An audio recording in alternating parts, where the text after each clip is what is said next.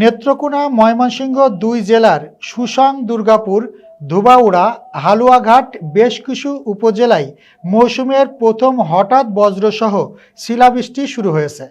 Senior staff reporter Mahbub Alam সরকার জানান, শনিবার রাত 12টার পর এই শিলাবৃষ্টি শুরু হয়।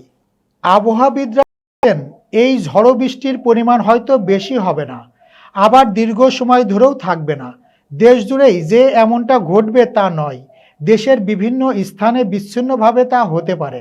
আবহাওয়া অধিদপ্তরের আবহাওয়াবিদ শাহনাজ সুলতানা বলেন, ইতোমধ্যে কালবৈশাখী শুরু হয়ে গেছে।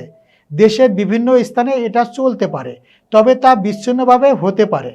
আসলে এ সময়ের একটাই বৈশিষ্ট্য, বিচ্ছিন্নভাবে ঝড় বৃষ্টি হয়। স্থানীয়ভাবে মেঘ বৃষ্টি হওয়ার ফলেই ঝড় বৃষ্টি হয়।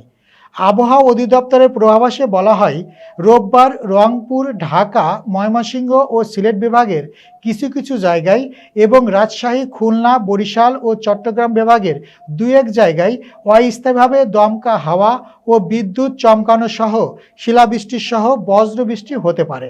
সারা দেশে দিন এবং রাতের তাপমাত্রা সামান্য বৃদ্ধি পেতে পারে।